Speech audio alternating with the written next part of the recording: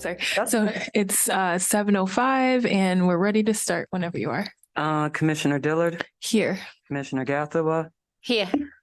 Commissioner Cripps, Here. Commissioner Merritt, Here. Commissioner Simmons. Here. And Commissioner Tassinari. Here. Thank you, Stephanie. Next, we'll go to the reading of the Native American Land Acknowledgement, and I'll read it. It says, "We meet today in the community of Iowa City, which now occupies the homelands of Native American nations to whom we owe our commitment and dedication. The area of Iowa City was within the homelands of the Iowa, Meskwaki, and Sauk.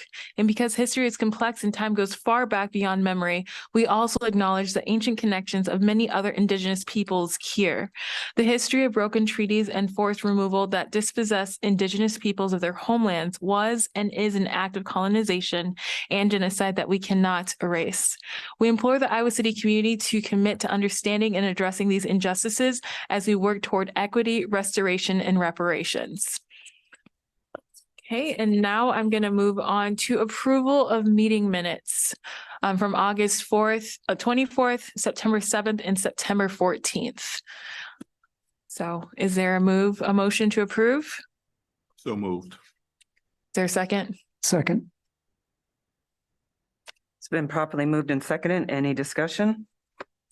Nope. Okay, Commissioner Dillard, Yes. Commissioner Gathua, Yes.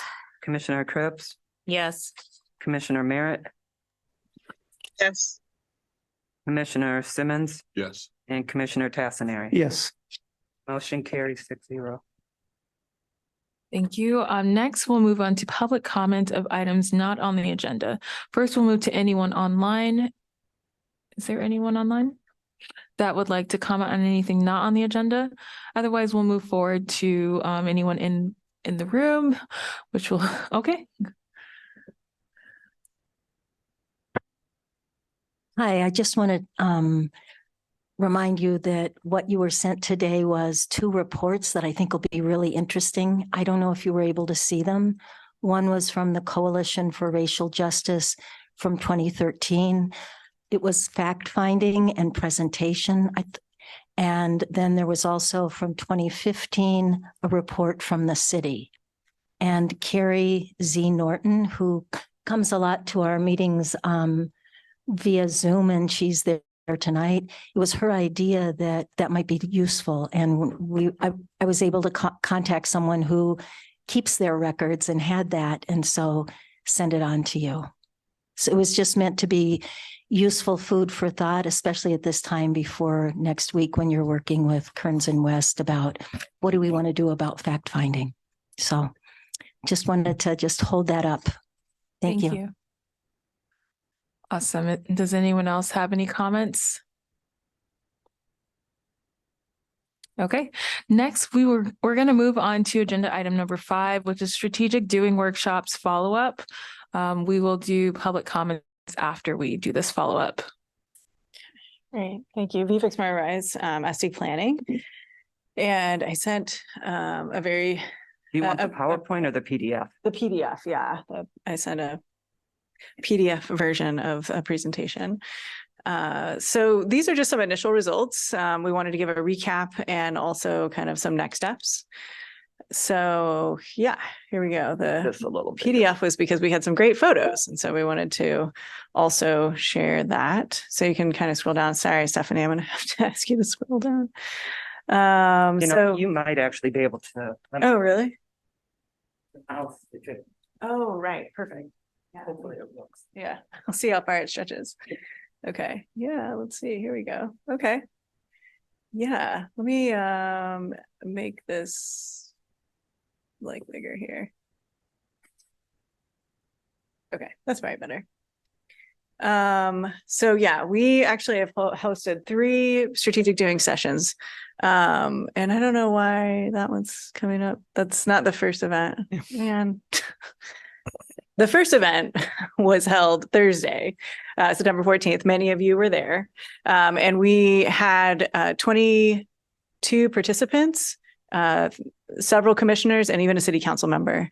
And here you can see some of those photos. As I said, many of you in the room were here. We had staff also were there. And there was a lot, as many of you know, there was a lot of asset sharing and working on projects, trying to figure out what these Pathfinder projects would be. So we came up with 3. Create a financial literacy and credit builder program for BIPOC community members. You can see the folks that were that are involved in that, and then moving forward meeting. I did asterisk every commissioner. And then the focused marketing campaign to our underestimated community to connect them to employment opportunities and training through Iowa Works. And again, the meeting time and the people who are involved, as well as the commissioners on that, in that group. And the last one has its own slide because it's a lot. So I think I captured this somewhat close to what it is, a community experience. And that's really about developing a curriculum for a cohort of people in the community to engage the fact-finding information that the TRC uncovers and aggregates, such as disparity in schools, history of redlining, et cetera, sitting in talking circles to process information and potentially creating a project together. This is based on the community leadership program that's currently run by Greater Iowa City, Inc. And we had a number of commissioners in that group as well. And their meeting is also listed here. So, and just a reminder that these Pathfinder projects are really aimed at the framing question, and the framing question was built such that it included the fact-finding, truth-telling, and reconciliation. So, those were those projects. We also had some additional ideas, and the idea behind having additional ideas is that strategic doing is very versatile, and sometimes these projects may move forward and then it fizzles out, or something changes, and we can always go back and pick up some of the other projects that people had mentioned. The other 2 that were talked about and kind of worked through a bit were the faith-based curriculum for anti-racism work. And so there were folks that were working in like faith-based circles that were a part of that group, and thought that there could be a curriculum that was created specifically for Iowa City and then circulated for anti-racism trainings.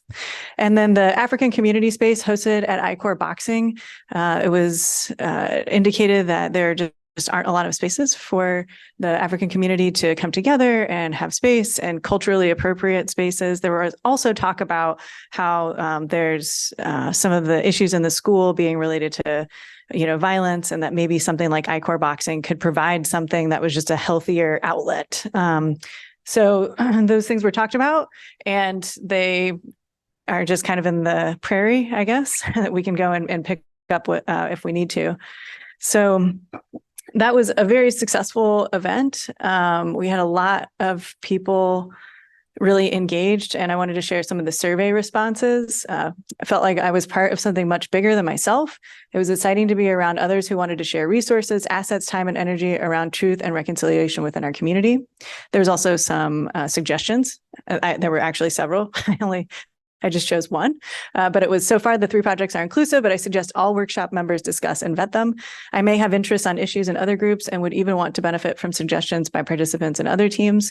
And I thought that was a great suggestion, really shows that people want to be engaged. Right.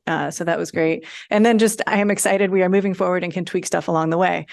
Again, that fluidity, the ability to kind of move and adjust as we need to. So there was a lot of energy coming out of that room. The second event, let's see, this somehow got mixed up. So the second event was held on Saturday, September 16th, and it was from 10 to noon, and we had about 11 participants. If I actually go back up here, it's the right picture. We had 11 attendees. I was facilitating that. We had 2 city staff, and there were 3 commissioners there. So sorry about that. I don't know how things got out of order, but honestly, it's been a week of that. I feel like I've had many technical issues, so maybe I should just stop. So that was our Saturday event. And this was a much more intimate setting. It was a circle of people. And it was held at the South District Market. And so we learned a bit about the South District Market. Rachel Scott, who is a business owner there, talked about her business, about the intent of, kind of having basically an incubator space for businesses on that side of town. And then we just opened the circle by asking people to introduce themselves and what brings you to this work. And I think for the 11 people that were there, I think we talked for like over an hour, and it was really powerful just to hear what brings people to the work. And I said the TRC work. And I think people just really interpreted that. We heard a lot of people express, their personal racism that has happened to them, whether that was education or childcare or, just different settings. So it was really powerful to hear that, and really grateful that city staff also, were a part of that. We heard from Redmond talking about his work actually in Davenport, and working with workers who were people of color that were being discriminated against by the unions. Really powerful. And he talked about how that really opened his eyes to institutional racism.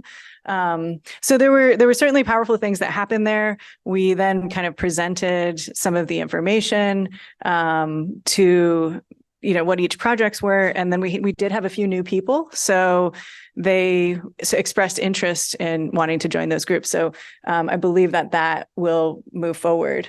So this was really kind of just like a little bit more intimate. We shared information, and there was some meeting of new people.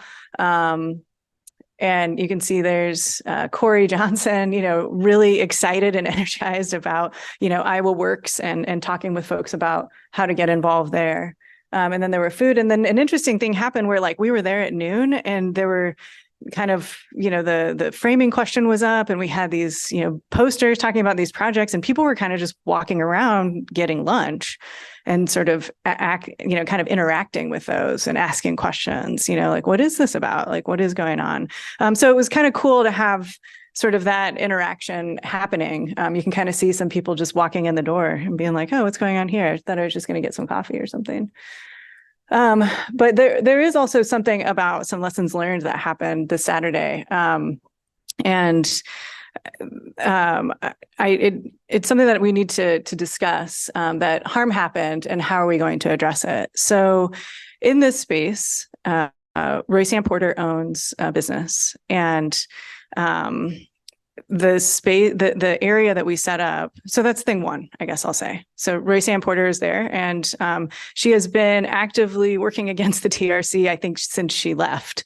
And so there have been very contentious, political, highly visible interactions with her that were harmful. And in particular, there has been some inflammatory comments that she has made with our Native partners and our Native community members.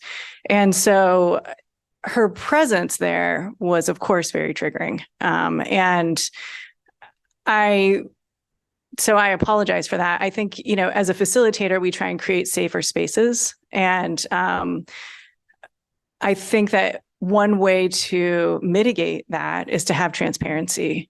I think that what I failed to do, and my colleagues who were facilitating the strategic doing sessions failed to do, is just say, here's where we're going to have the space, who is here, who's serving food, all of the things, so that you all can vet it, thing one, so that you are aware and can make that informed decision. And then we can decide what to do from there. Because there may have been a decision not to host it there. There may have been a decision to only have certain members go there. But the thing but the truth of the matter is that there was no agency from the TRC in that process. And so it is definitely a lesson learned. I've personally apologize to Commissioner Krebs. I understand that it was a very harmful space, and I'm just appreciative that you were able to take care of yourself. And so we learned in that lesson, and that's what I'll say. I think we need to put together I will put together some sort of document checklist, and we can workshop it and see what feels best. I don't want to put you on the spot, Commissioner Krebs, but I do want to leave space if there's anything that you want to say, or anybody else about that. I appreciate you speaking on it, because it kind of takes the pressure off of me. I felt like I did have to come in and say something because I left abruptly, and probably a lot of people didn't understand what was going on. But you have to understand that these comments were literally made like a couple of months ago. And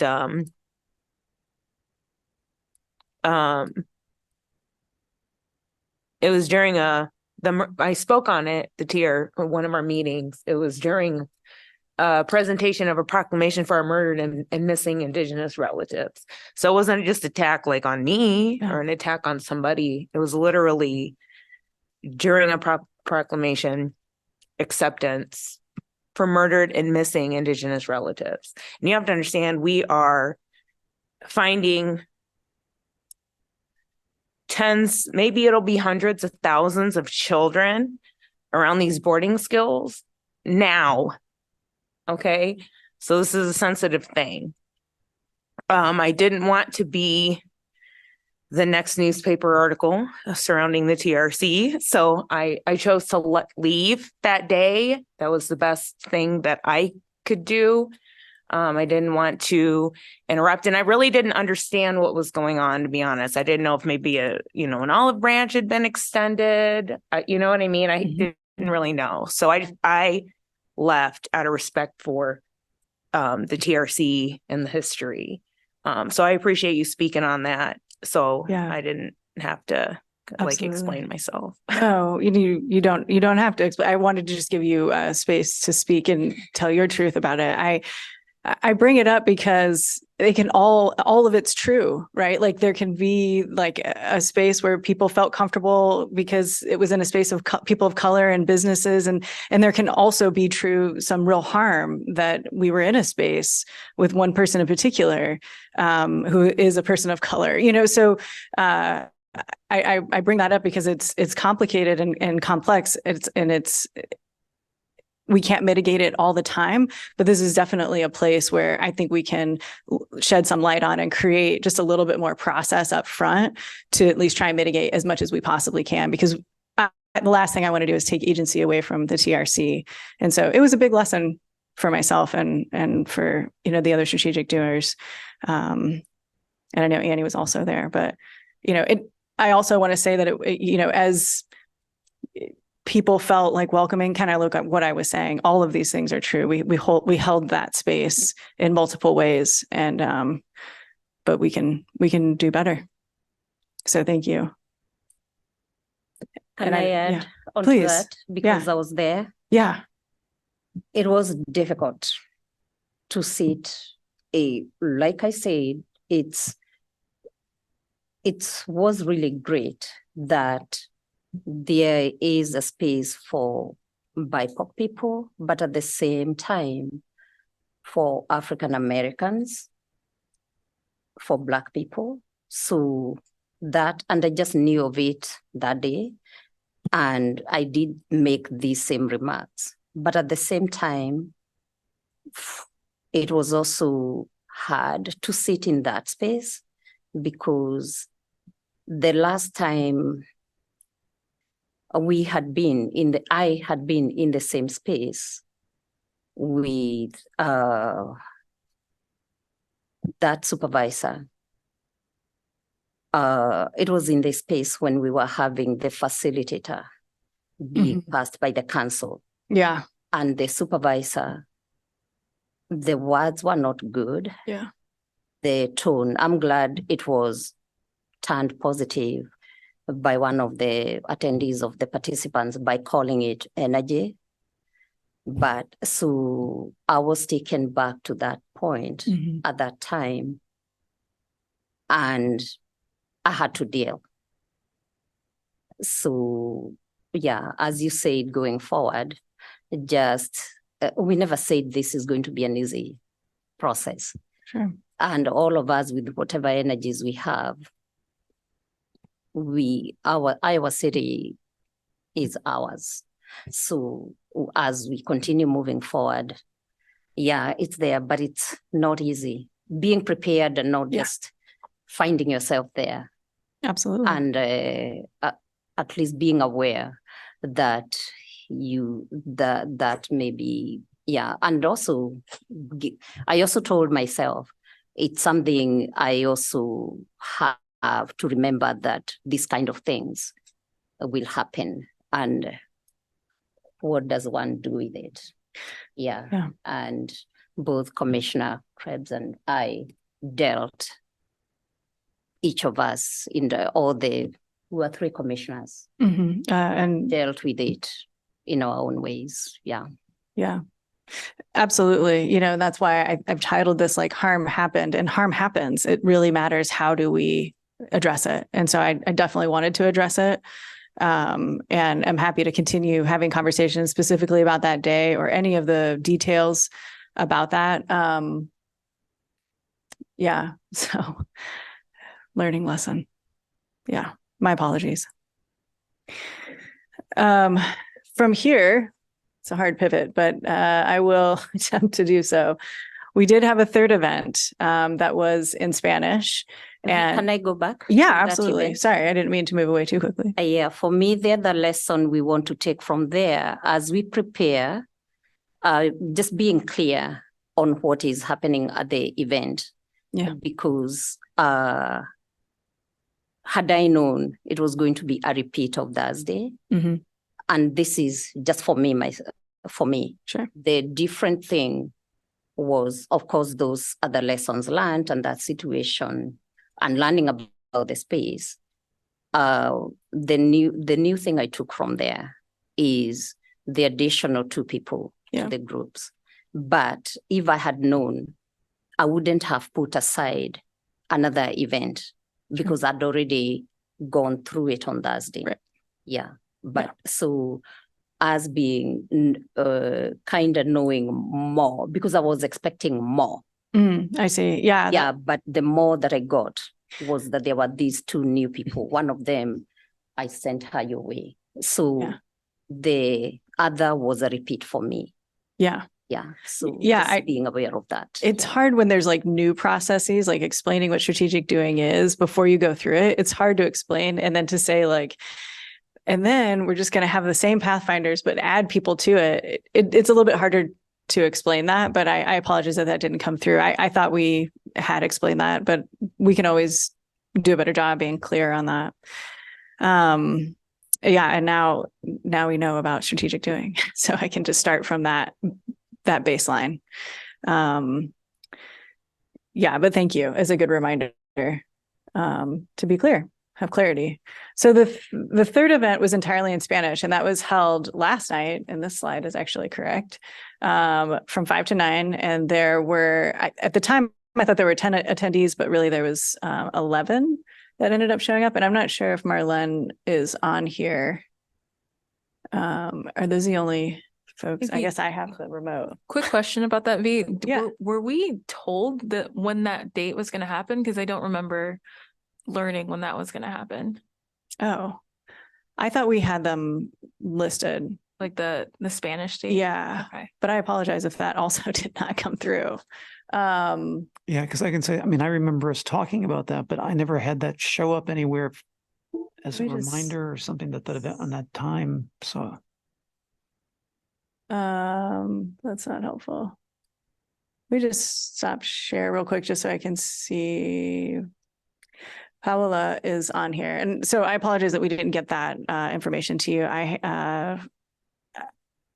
I thought that we did. I know there was lots of dates that were thrown around and maybe it just got lost in the mix. But yeah. So I think it was entirely in Spanish. And I know we had said like, oh, it'd be great if you could stop by, of course. But yeah, so I would say that in that sense, you didn't miss anything because it would have been a high lift if you don't speak Spanish. But yeah, I think there was just a lot of dates that were getting thrown around. So I apologize for not making that, for not doing like a reminder. I don't see that Marlene is on here, but Paola is on here, Jaramia Guada, and she was a part of that. Yeah, thank you. You also have yeah, please do. So she was a part of the group last night, the session last night, and she actually also is a trained facilitator. So that was helpful, I'm sure, to have her there. So Paola, I'm not sure if you would be willing to just kind of do a recap of the evening. And I'm not. Yeah, I don't think I can certainly try. I know Marlene is in the midst of getting her stuff together.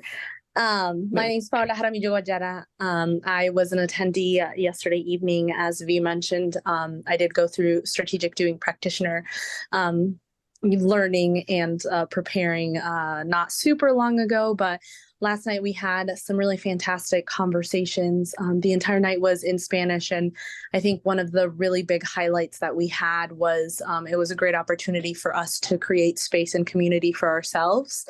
It was really exciting to be amongst other Latino leaders, Latino community members, people that are just really excited about doing this work.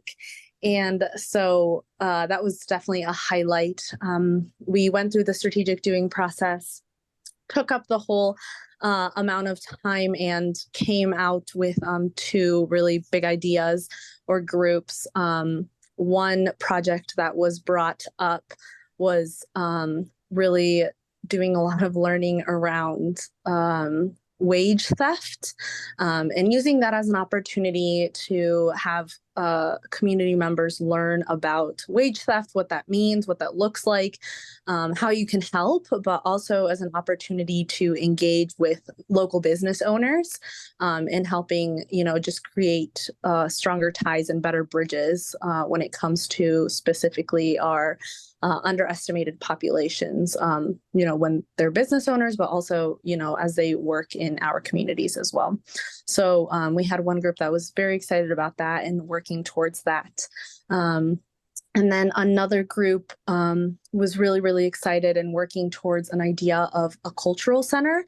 And a lot of that was based on creating structures so that when our communities, do work and build each other up and build ourselves up, having that physical space to work through some of the traumas that have been lived in the community, or that people have lived through when they come here, even before coming here.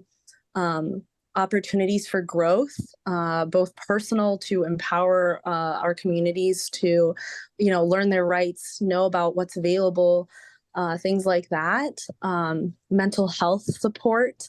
But also it's really this idea that when we create community or physical spaces for our communities to feel safe, to feel heard, that is going to allow us to create healthier communities moving forward, but it also creates institutional knowledge. And when we were talking about institutional knowledge, what we really wanted to touch on was this idea of, we have community leaders that come and go for various reasons. And every time that happens, we lose a little bit of something when that community leader leaves for whatever reason that might be.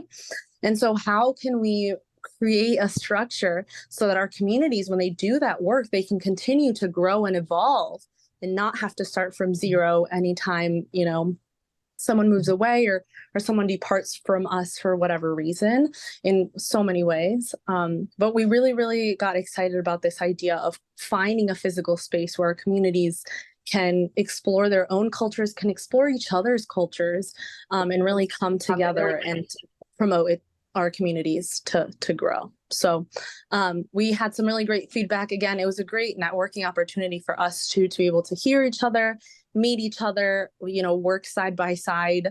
One of my favorite parts about strategic doing is the asset portion, because it really allows you to explore as an individual what you bring to the table, but you also learn a lot about what everybody else brings to the table and things that either you might not know about someone that or obviously learning new things of people that you don't know. So we had a really, really great experience. We have a lot of energy and excitement around the two pilot projects that came about from our strategic doing sessions. But yeah, I hope I captured everything that happened last night. Was not super prepared to chat about it, but more than happy to answer any questions too, if any of the commissioners have them. Yeah, and I know Marlene Mendoza is moving tomorrow to Chicago. Yes. So yeah, she was able to get the session in last night, and then we'll, forward information on so that we can, actually have things in front of you that you can look at. But I do think I had a conversation with Paola earlier about these ideas, and they're, big ideas, right? So I think particularly with the cultural center, which is very exciting, and would of course be something in the purview of the TRC. And it sounds like not even just, getting the space, but laying the foundation for the framework for how would this work, bringing those community members together from, multiple cultural, multiple cultures. So thank you so much for coming and talking about that, Paola. I know you weren't prepared for that, but we will have something more official. It just happened last night. So Yeah, absolutely. And I know this morning, myself and the other scribe from the other group were still getting information to Marlene, but that is all set to go. So I'm sure Marlene will be able to provide all of the details moving forward. awesome. Thank you so much. Yep. I was just going to share this screen again.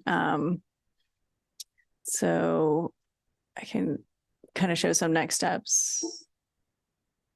And so moving forward, so each Pathfinder project has a 30-30 and some have like a 14-30. We just encourage people to meet as soon as possible, understanding that it's hard to meet, sooner than 2 weeks.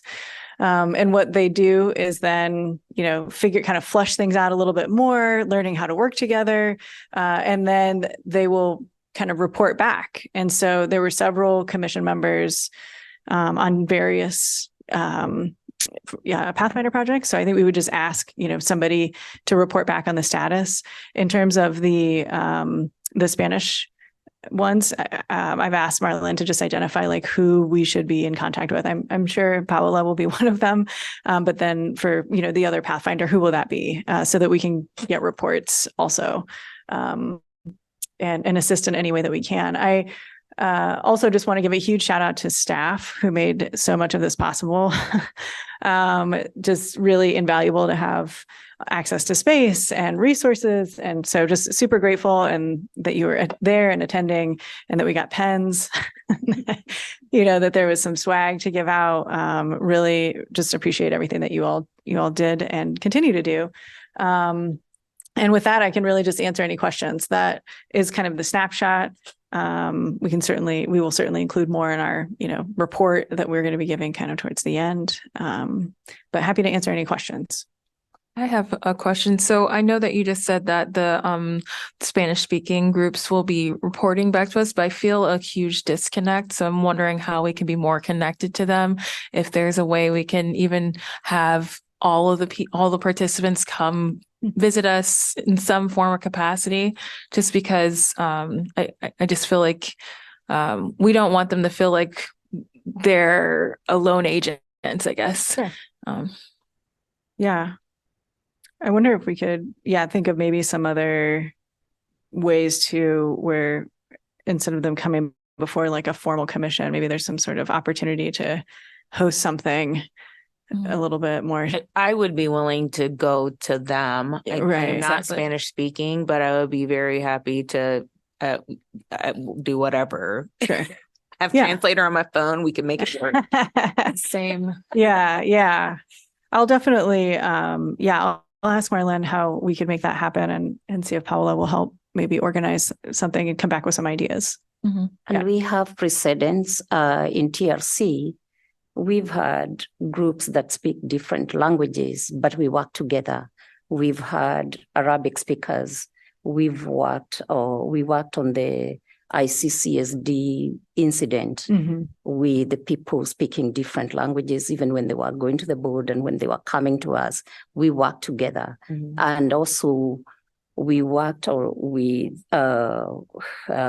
Spanish speakers together on the workers that were left out Excluded during workers. COVID. We worked on all that, Right. Yeah. despite us not speaking the same language. And we do that all the time. I work for an organization that has the people we serve, all of us, we speak multiple languages. But when we are working on something, we work together. Sure. So, and I know I had expressed this even at the beginning when you told us that it was going to be an aside. Yeah.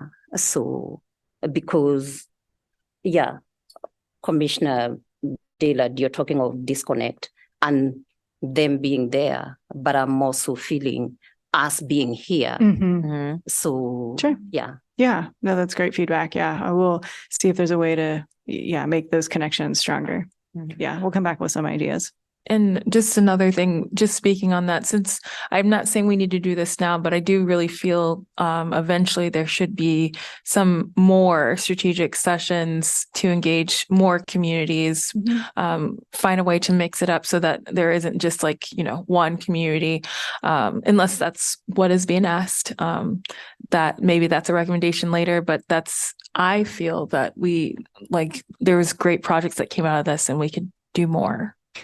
Absolutely. I mean, I think in this first phase, a lot of these are really getting some legs underneath the commission, and then expanding. So yeah, I think it's definitely a more and trying to figure out like where would that fit in. But yeah, absolutely. Yeah, I'll add on strategic doing. Probably it's just me being a slow learner. I think I got lost someplace because I'm trying to have it on truth and reconciliation. I'm still trying to find my way through that. And it not being, the projects not being same old, because I've been in Iowa City for 20 years, and we've had a lot of projects trying to, I guess, answer the framing question, but the commission is here because it didn't work. So, but that's just my making meaning of the projects that kind of telling me, trying to use the same solution to a problem that, the same solution which hasn't worked. But I am really wanting somebody to help me see that it is different. And I'm also kind of hoping that some of the projects don't actually harm the people they intended to help or benefit the same people that historically have always benefited.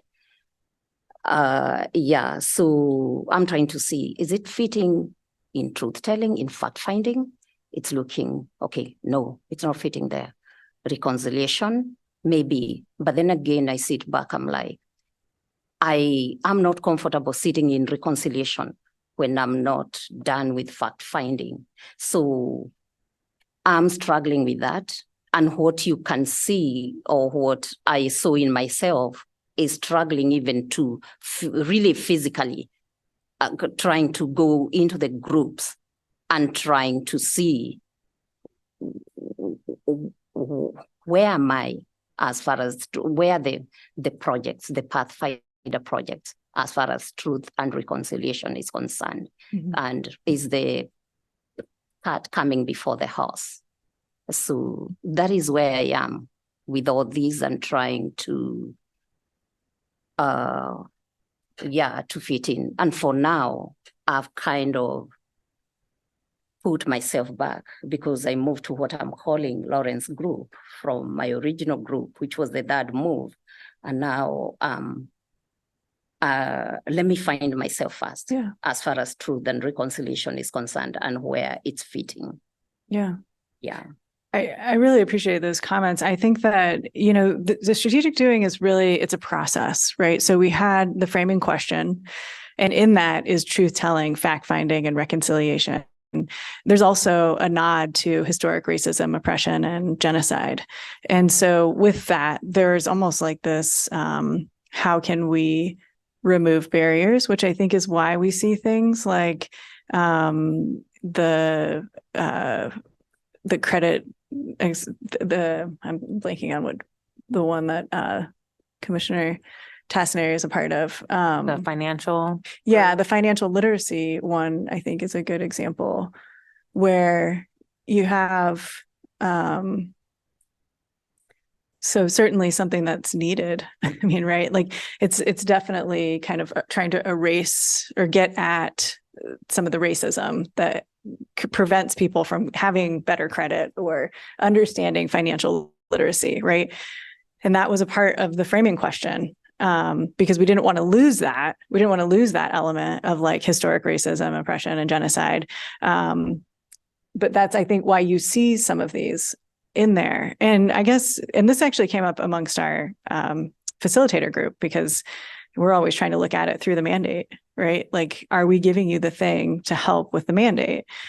And that's where strategic doing is just a process, right? So we had this framing question and we had people in the room who brought their assets. So it's really dependent upon those people in the room who are bringing those assets to find where that star, like that North Star is with their assets together. So, sorry, go ahead. No, please. Let me follow up because you're answering my question. Is it paralleling what we are beginning on Wednesday with the fact-finding session? Are we having two processes going on together Yes. that I'm not aware of? You are I've just having, become aware of. you're having multiple processes going on. So strategic doing is one. Literally, the fact-finding sessions are starting to start next week. And then you're going to have truth telling, which is just a few weeks after that. So this is really a part, if I'm answering your question right. So the strategic doing is using the mandate, the framing question that you had to try and get at some of the mandate, right? It's also, though, I will say, because we talked about this as facilitators, an opportunity for the commission to work together with other community members on issues that people are experiencing. So it's kind of more than just what we would normally consider a strategic doing process, or more than just the framing question, but or the mandate, I guess. Sorry. Yeah, Commissioner. So I feel confused also. How does it fit in? Because it feels very hierarchical, like top down. Because when we're meeting, I mean, we've got some community members and we've got, so the assets and things. And to me, I'm like, where's the community that we, Right. you know, where are Black folks and brown folks and our immigrant folks? Like, I guess I'm confused because I'm like, I want to talk to the community and maybe I am not understanding something. No. So how many community groups did we invite? Yeah. Oh, it was at least, I think, about 75 to 80. So, and then I would just ask how many people reached out amongst your networks to invite people, you know, like in terms of the community that we're asking to serve, we need to, and maybe this is a part of like the invitation process needs to be different, you know, in terms of the city reaching out, that the ways that the commission could reach out, or, you know, maybe those need to be different, because I think the idea is that we're trying to invite folks in, or we're trying to go to neighborhoods, or, you know, like trying to do a few different things. It's not going to be the be all end all. You all are a commission and a city for a city, right? So there is some structural hierarchy just in that. In terms of inviting the community in, I guess I would ask, like, what networks did you reach into to invite those communities, and how was that done? Over 70 community organizations were invited. And I'm assuming that it's like all the nonprofits that we listed, right? CWJ and Shelter House and, you know, all those kinds of things. So I like to bring up something, Madam Chair. Is it acceptable? Of course. Okay, so there are a couple of things. Some of the questions you all have, we should really dig into and we should have a conversation about. I don't think right now this is where you're going to be able to have that conversation, because we need to talk about some things structurally. But what I would say is that I believe that we did a great job with, again, our consultants. I think strategic doing worked very well. I think the outcomes were less than expected. And I think that there are several reasons why they were less than expected. And I think we can get into that. I'd like to get into that based on the presentation that I have once we get to that place. But you all are asking really the right questions, which is that how does this whole thing fit together, and how do they get it to us closer to where we want to be? If you really think through and say, the projects, the Pathfinder projects, help me understand how they come closer to helping us achieve our North Star. I think that we would find it difficult to be able to say that these were the type of projects that would ultimately get us there. But I would say is that the process of us going through this, which requires practice, which is not during the, you practice separately when you actually are doing it for real, that the process of going through this is important to allow us to overall develop the system that we need to allow people to help us get to where we want to. Yeah, because she used the word hierarchy, but for me, the word that came to my mind when I found myself moving, trying to find which project I fit in, is steered. The method felt like being steered to some place. That's because we had the wrong people there trying to address an issue that they were not able to address. And so anytime you have the right process, but the wrong people, then you only can do what those people know how to do. I'm talking all the way, the strategic doing. Yes. It steered me to a corner Yes. that now I'm really trying to get out of. Correct. Yeah, and go back and find myself. Where did I get lost? Right. And I'm suggesting is that you were guided there based on the people's interest. And if the people's interest are not aligned in a certain way, then they will direct you in places that you don't want to go. Which people? The participants. Because for me, I'm seeing it as the method of strategic doing, steering me there. You're saying people. So for me, it's the method. You think it's you think the methodology is a problem? That's how I'm seeing it. It's the strategic method that got me there, into a corner, backed into a corner. Understood. Of a result that hasn't worked in the past. Understood. But that's just me and this process. Go ahead. No, please. If I may, I think everyone is right. And we needed to try something, so we did it. And I would agree that during the process for me, I was feeling a little underwhelmed by some of the responses just because of what our question was and what was coming out of it. For, I think, similar reasons.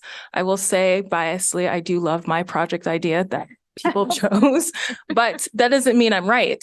So, and I would agree that I think we as a commission can do better about getting the right people at the table. And this was our first attempt to really connect with the community. So that's why I'm hoping we could try again and try again and try again, because that's what we're here for, to try to get it right.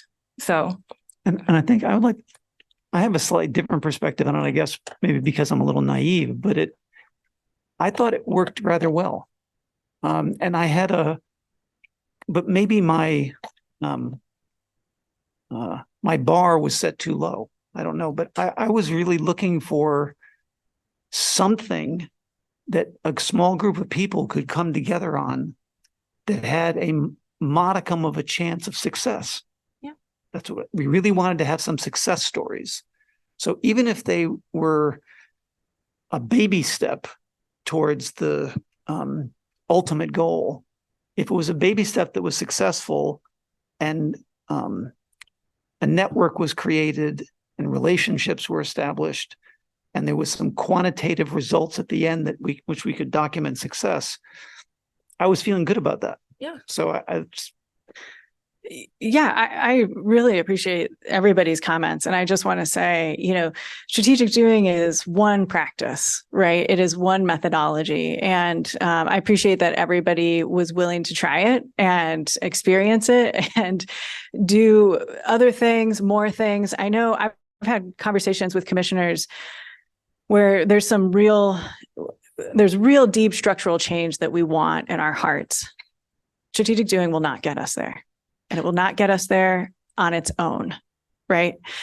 So I just want to say that in terms of a low bar, as a strategic doing practitioner, working in like a world where we want racial justice, like I'm not naive, right? Like this is going to take much more. I agree. It's always good to practice being together. It's good to look at things differently. Like, who knew they had assets? Who knew that you could talk to other people? Okay, I don't really like the word assets, but you have skills and networks and, all those kinds of things that you can utilize. The bigger structural changes, those things I think that we dream of and we work towards in a multitude of ways. I think this is a good baby step. I appreciate everybody's time and energy in doing this. And for trusting us to walk through it and try and carry the process through. And it's not done. It just started. So there will be 30/30s. And what I will say is that it's agile. If you're on a project and it's like, man, this is really not working, the idea is to stop and do something else or do something different. So I really encourage you to push your groups that you're in. And if you're looking at that framing question and you're looking at your project and you're like, these things really, I can't get here with this, like talk about that with your group and say like, this is where we're trying to go. How do we get there? You have a group of people that are interested in the same kinds of things. Either the wrong you are. people. And maybe they are the wrong people. Yeah. I mean, And the other thing is that it's not the changing of the hearts. We've been trying for years, yeah. decades, to change people's hearts, to do things in such a way to give space and freedom for us to live and to simply do more than just simply survive. Yeah. This is about the system that has no feelings. It just operates the way it operates. And the people who are used to using it, they use it very well. And the rest of us, we just figure out how to survive through it. So from a systematic change perspective, I don't think we should focus on the people. I think we should focus on the system. And that's where I think that there's the challenge. Again, I do believe that there's value in strategic doing. And I think that there's a value in what we need to do. And I think the biggest lesson we should have learned is that if you're not intentional, you get what you get. And you have to be intentional about who is going to be a part of the work and what success ultimately looks like to you. Mm-hmm. And I think that's where we struggled. We went to people who have every intention on us being successful, but they don't necessarily have the skill set or the knowledge or the resources to allow that to be true. Yeah. And I've had conversations with you about this, Chad, and I deeply agree. When I said that we desire deeply in our hearts, I wasn't talking about changing other people's. I was just like in my bones what I would love to see, which is that structural change. And so we will report back. And, I really appreciate the feedback. Happy to have other conversations that I can also bring back to our team on how we can, morph this and assist in all the ways that we can. So. And thank you, Commissioner Chad, for bringing back the word system and how we consciously and systematically to just go back and think about that and tell myself, reflect on that. So, because I never said that systemic doing it's not wrong. It's been found to work.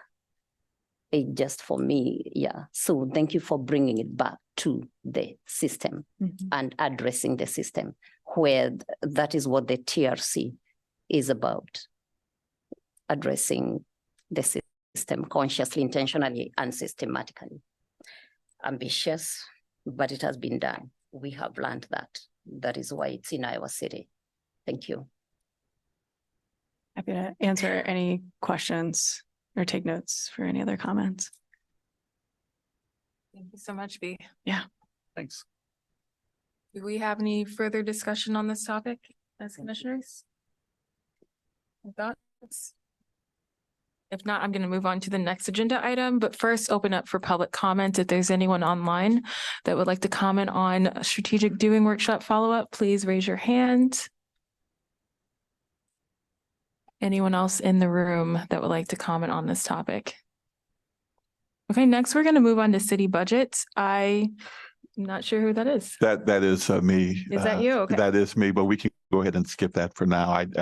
I do apologize. Traditionally, again, I make sure that you are aware of anything that I had put on the budget or put on this on the plan, but I have moved this back to the next meeting. And that's completely okay.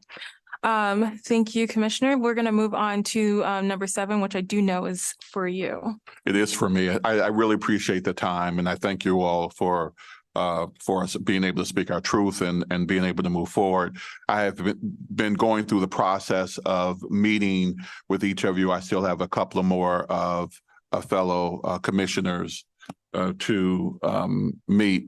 And I've also been going through and listening to some of the recordings from the past. Sometimes I start like in 2023 and then I work my way back. But this time, this past week, as I started, and actually December and January 2021, and started to work my way forward.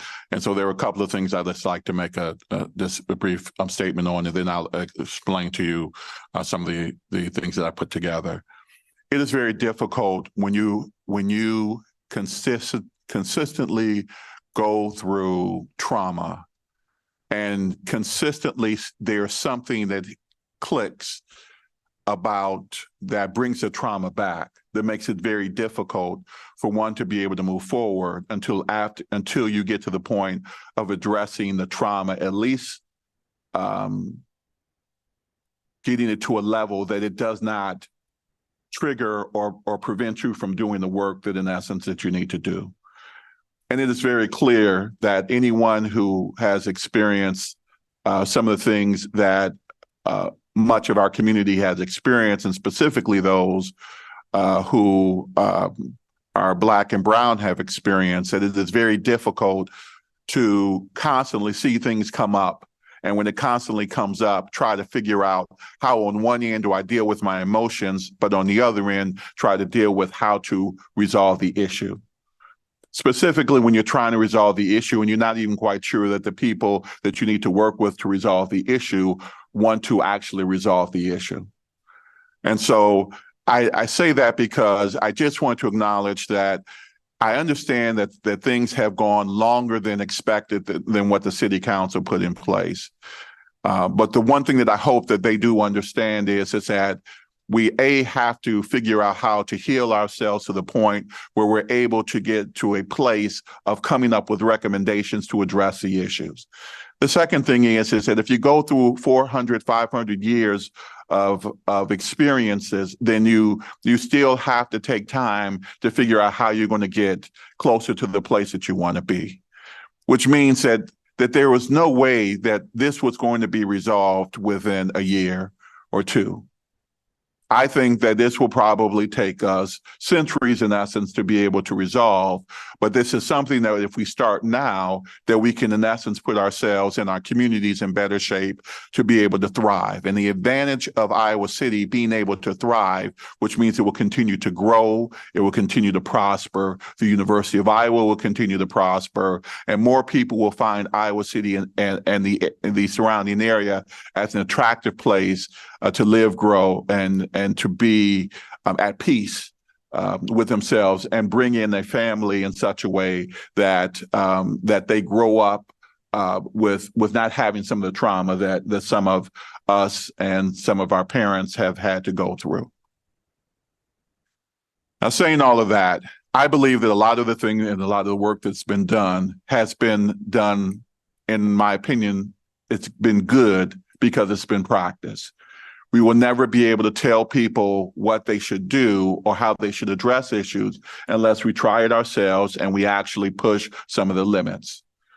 One of the things that I remember seeing was that there was a letter from the city attorney concerned about some of the communication that we had. I believe it was for August 2nd or August 3rd. And then addressing the issue about how he felt that in essence it put the city in harm's way. And though I do not agree with the city attorney at all, I do appreciate his expertise and his knowledge, and understanding that some of the communication that we do cannot then happen the way that it's happened before. That some of the communication cannot be around what's happening in the commission, but actually has to happen in the community. Because it's safer for the people to communicate. It is more confidential and more private. It gives people a greater opportunity to express themselves more than they can express themselves here, because this is recorded and then will be kept for forever. And sometimes when you're going through the process of just trying to get your truth out, then in essence, if you're punished for that, then you tend to then not want to ever get your truth out. Then you fall back into what the system says is what is acceptable and what it is. And what we ultimately understand is that in many cases, the system is not acceptable. But working with the system, we know not to put ourselves or put other people in harm's way so that they do feel comfortable about expressing their truth. Now, I say all of that to say that because for me, as I took a look at everything, I looked at everything as practice. It's not actual real. I believe, again, the strategic doing, I love the process of it. I think the outcomes are not outcomes that we're going to be able to use. And a lot of that is because if you have the wrong people in the room, you're going to get a result that has nothing close to getting to the systemic issues that you're trying to get to. So the first thing that I have, and let's see if I can make sure I do this right.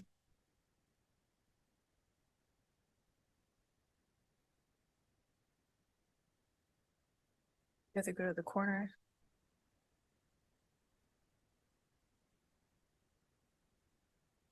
Which corner? Where the arrow is to drag it down. A right hand, like,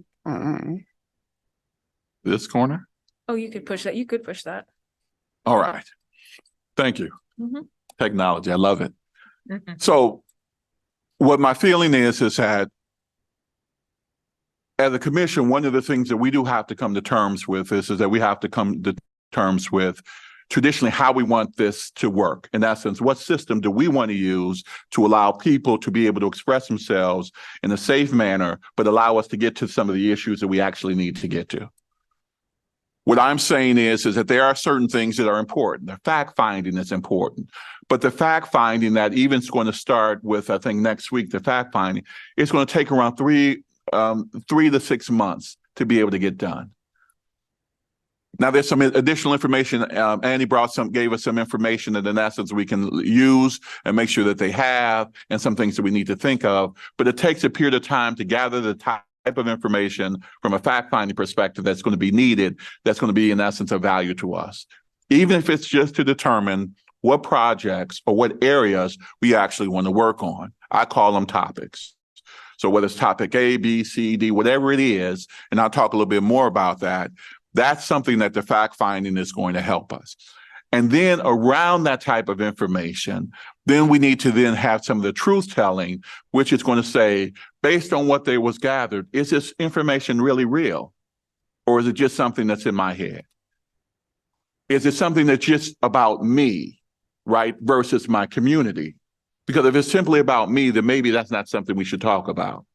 But if it's something that my community has specifically experienced, then maybe that's something that's a topic that we should bring up. And I call it telling our story.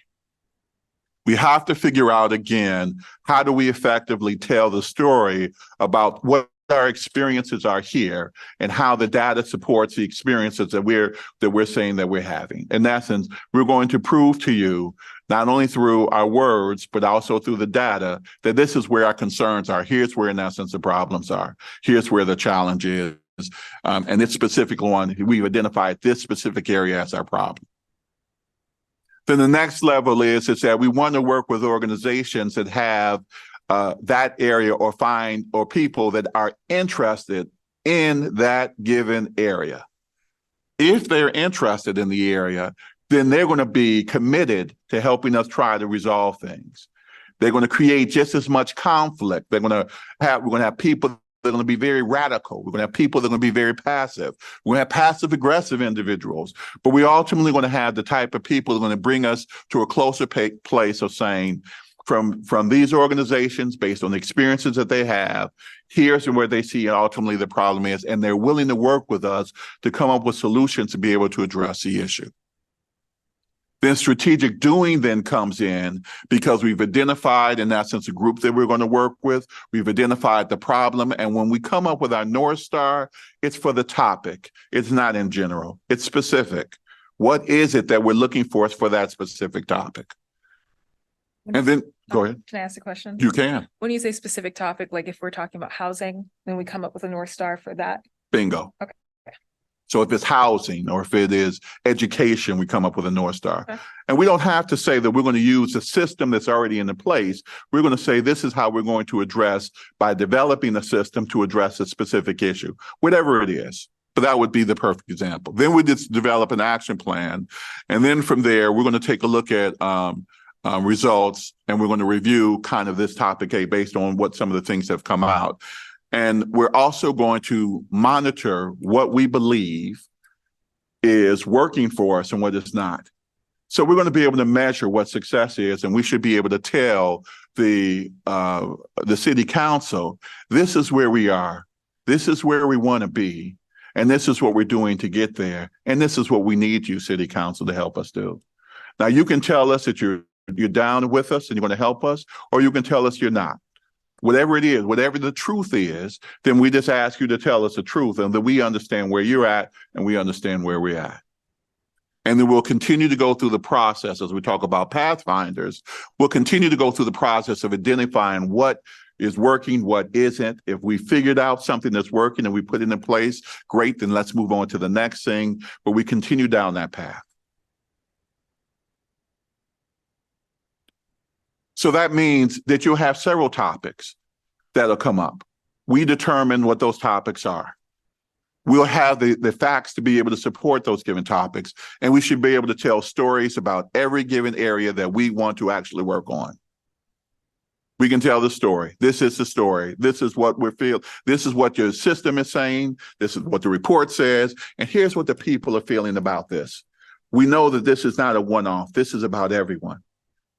Here again is the organizations and the people that are willing to help us. Now, the people that I brought to you are people, for me, that had in a specific agenda. They were looking for specific things. They were the Corey Johnsons of the world. They were the Anthony Haltons of the world. They were certain people that had specific levels of expertise, but they were all around education. That was how I picked the individuals, just as to practice and to work through it. And then the goal is, again, go through the strategic process, go through the action planning, then measure what success is and measure how we're doing, and then continue to work the system until you get to the result that you want. And whatever we find out, if we get a curveball, we find out someone comes in the place and they're like, no, we're not that interested in that, then we want to figure out the other way, right? So an example of that, of some of the topics, were just what you brought up, which is housing, voting, economic development, education. It's whatever people think that moves their soul. But whatever the topic is, you find the people specifically that have a concern around that. Mm-hmm. And then here's the other thing. The reason why we had I call it the 2030 project, but the reason I wanted to make sure they came and spoke is that there's so many people that have come specifically around business that have said this is important to us. And the reason why it's important to them is they understand that for their livelihood, as relates to getting quality employees, as relates to being able to grow their business, they need a certain type of people here. And so they're looking for us to help them get that there. This is where the stream is headed. So we have to make a determination of whether we're going downstream or whether we're going against the current. Whatever it is, at least what we are, so we're realistic in understanding what we're asking others and what we're asking ourselves to do. And as a commission, we're trying to then protect that space so that we can, in essence, get to where we need to get to and give the city council the ability to support the effort or have a true understanding when they don't support the effort. We tell them our story, where we want to go. They either support it or they don't. But these are the example of those topics. So here is a specific example that we can talk about. And I bring up the issue is that there's, I talked to a couple of commissioners, and the topic that we talked about was several different things. And one of them specifically was around Thanksgiving. But we can talk about MLK Day. We can talk about Juneteenth. We can talk about I don't even think they officially have changed the name to Indigenous. Columbus. Well, we can talk about Columbus, but I was going to talk about the Heritage Month. I don't know if they officially changed the name for the U.S. or if it's still called Native American, right? We can talk about, African American Month. We can just talk. There are plenty of things, assets that we use, but we don't necessarily use very effectively. There's many times that we're trying to do some things around celebration, but we don't necessarily have all the resources we need to be able to do it effectively. So here was just an example of that. So one of the concepts was truth-giving and what the ability of what that could mean in essence versus Thanksgiving. And it's truth-giving. You can find that on the internet. I would encourage you. It was created locally by one of our folks.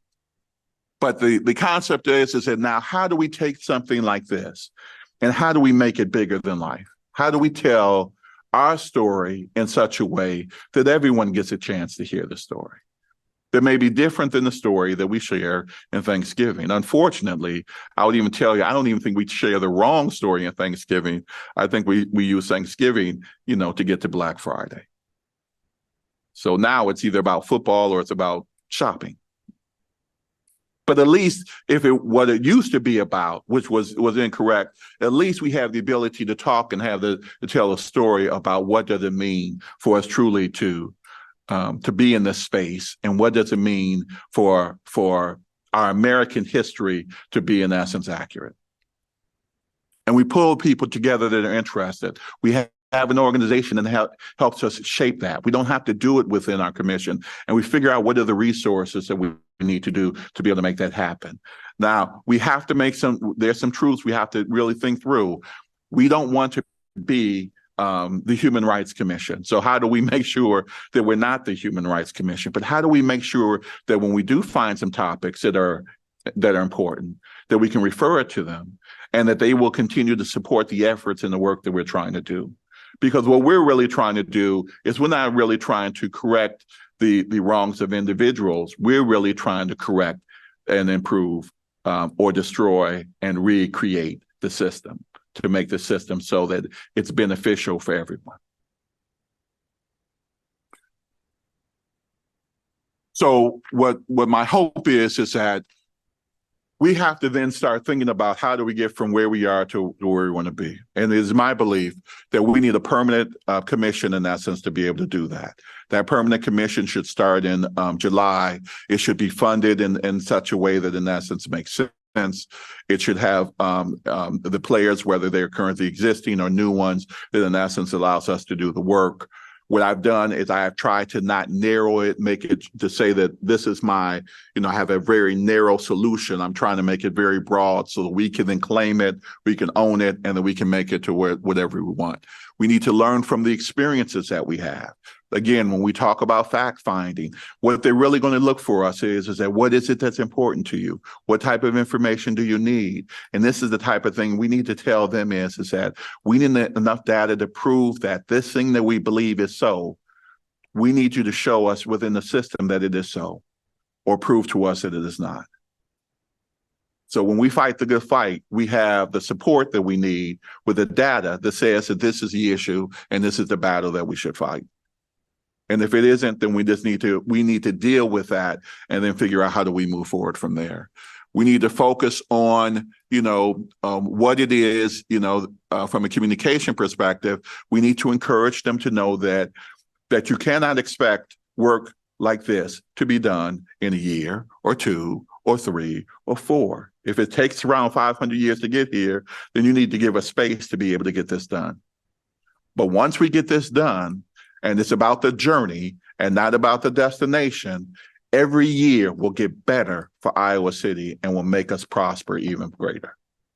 So November, and that meeting is going to be on a Monday, the day before election, we should share with them that this is what's important. We're willing to put things together and a structure together. And we want you to be able to support the long-term efforts of what the commission should be.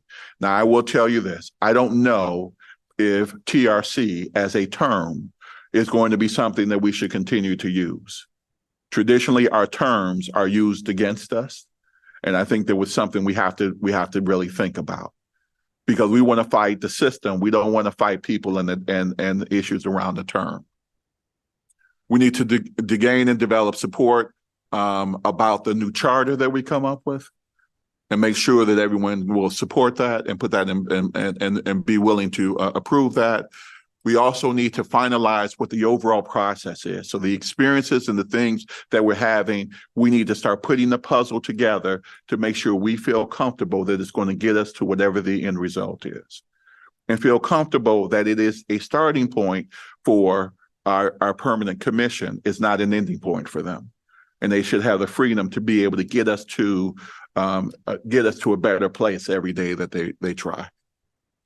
A final presentation in May that says, this is the work we've done.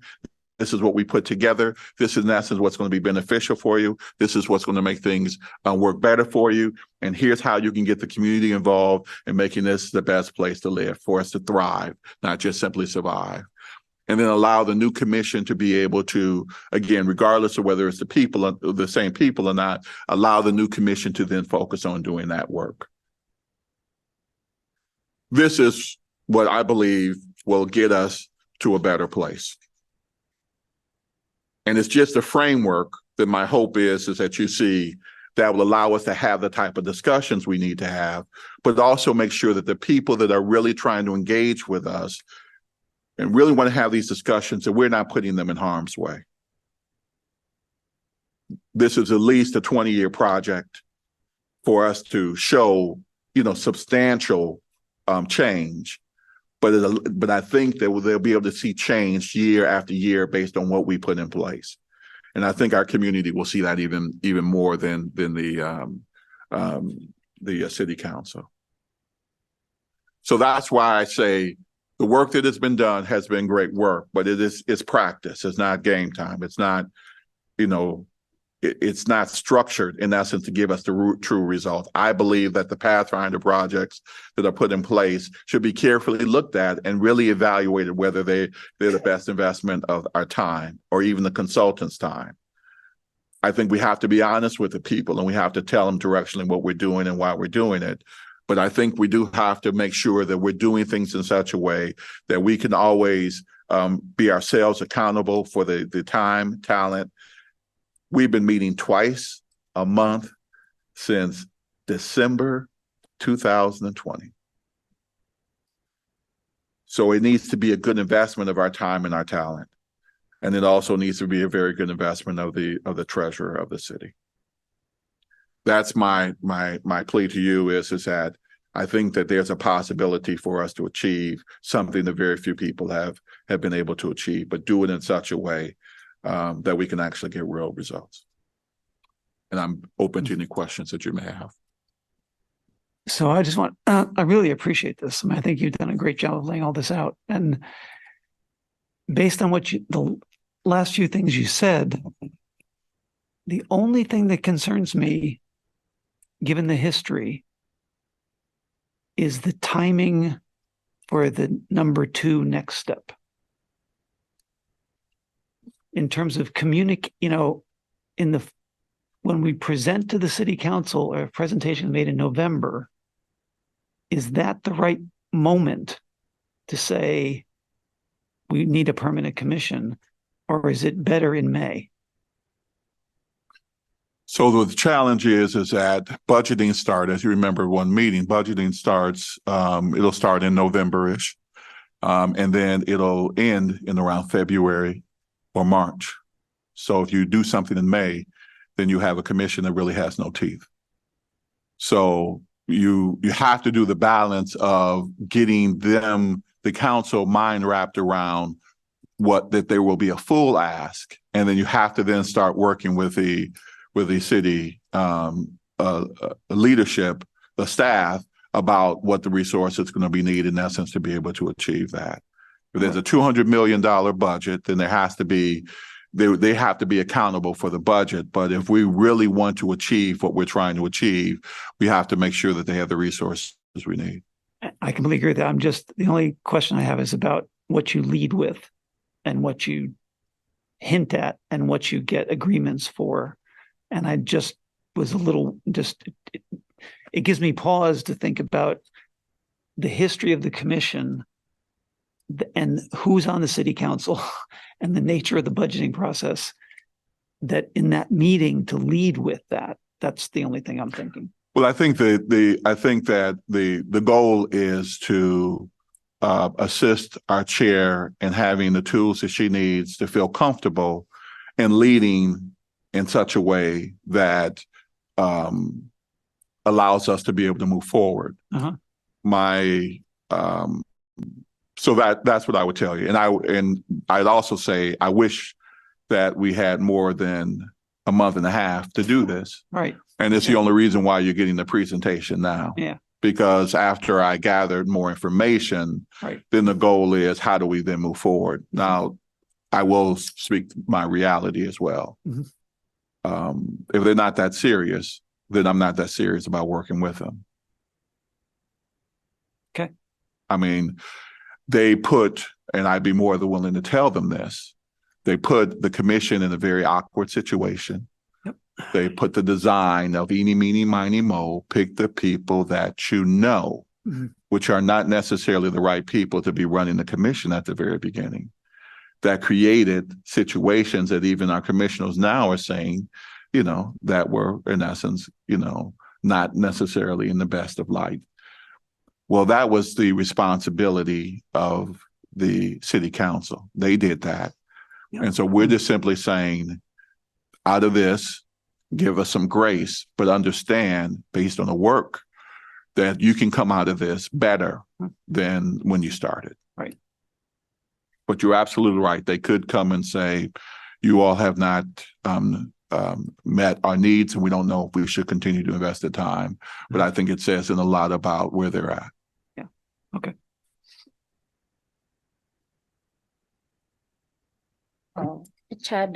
Commissioner Chad, I have two.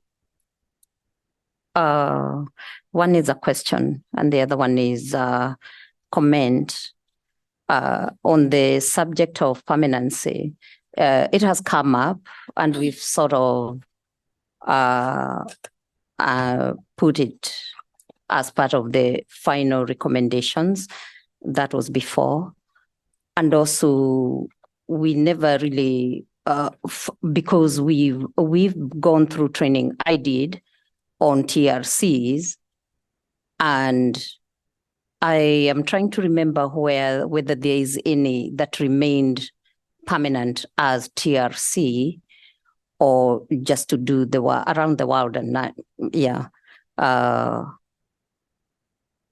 So that's one of my comments, that if it ever came to be permanent, whether it would remain as a TRC, because the permanent kind of looks different after doing the charges of the TRC. My other thing, as you did the presentation, and I was looking at the pictorial diagrams that you give us. And by the way, thank you for doing this. I'm looking for the other part of our charge, reconciliation. And yeah, and to myself, I was wondering whether it's the strategic doing, but I would want to think that strategic doing would be but a small part of the reconciliation part. Yeah, I probably missed it. I'm looking for it, the reconciliation part of the from this framework. And then the other thing I'm wondering,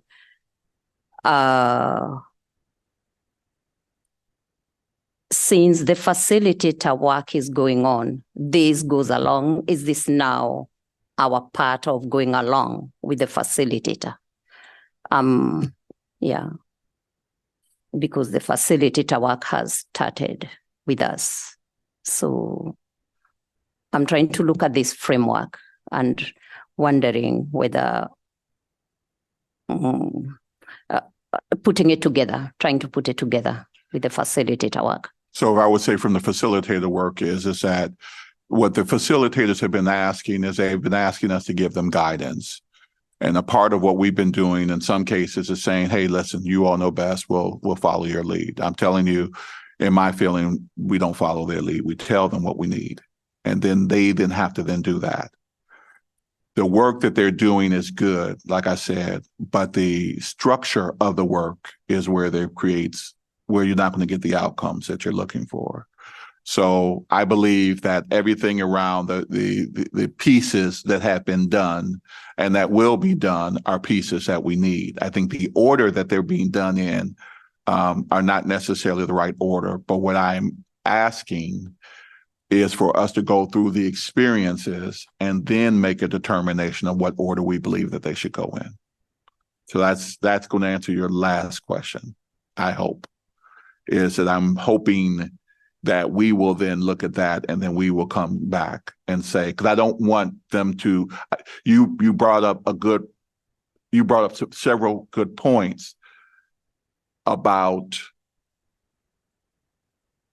where you were at. And was that even satisfying to you of us being able to address any of the issues that we need to address? But I'm hoping we can figure that out. Did you want to make any comment before I move to the other ones? Yeah, just having to go back again to the contract that is there and what the facilitator was contracted to do. And then this framework before I'm able even to say anything else. Yeah, I don't have the contract in front of me here. So I would want to go back to that and the work that we are doing right now. So we can definitely do that. But my intention is not, and there may be an unintended consequence, my intention is not to change the contract. It's just to learn from what the contract was and then to put it in its right place if it's not in its right place. So I don't know how we can really do truth telling if you don't do your fact finding first.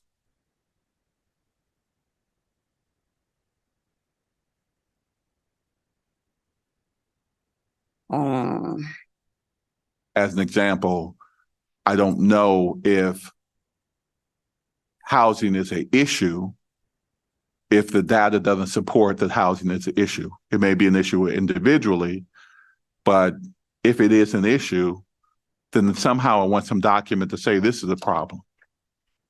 And then I want people to then be able to validate that this is a problem, which to me gets to more of the truth telling. But I'm not even trying to disrupt that. I'm just simply saying we go through whatever the experiences we've been already set up, the time that's already been set up. Then from there, then let's go back and say, does this fit? Does it not? What should stay? What should go? Should we change what stays? Should we change how we do it? Okay, for the time being, I'm going to give myself time to process the framework, especially because I am not seeing reconciliation. And then again, together with the facilitator. So for now, that's what I'm able to do. And the work of the facilitator. So, and then here's my other question for you. When it comes to reconciliation, when you think of it for us, what do you think it is for us as relates to how we address reconciliation when it comes to working with the city council? It's a very big piece, and that's why we have experts who've gone through TRC all the way to the end. I am just at the beginning, and it's a very big piece because it includes things like reparation, and the final end, it's after going through the work of the TRC, even with the community. Which is very hard, very difficult, very painful. Part of that reconciliation is continuing in our city or the communities, how we move on, continuing after we've done the fact finding, the truth telling, how do we move on from there? Those are all parts of reconciliation. And also some of the Pathfinder projects, we came up with 3. They are all part of reconciliation. There are things like counseling, all those pieces. So that in a way, restorative justice, all those pieces that are there. I didn't see that, but I was trying to think strategic doing is an example of part of the reconciliation part. So the way I would address it from my perspective is that strategic doing is a part of the process of identifying what is needed to be able to change that system. But the other part that is needed is you're going to need the resources, whether it is time or whether it's talent or whether it's treasure. And then the last T for me would be temperature, to be able to make sure that we can then move that forward. And somehow I'm saying that within the community, we're going to have that combination to be able to effectively address that given issue. So you're right. Strategic doing starts it. The community is the one that helps guide us through it. And then we move forward. Now, I will have to tell you again, where there is a part of me that is, whether it's biased or just being stuck.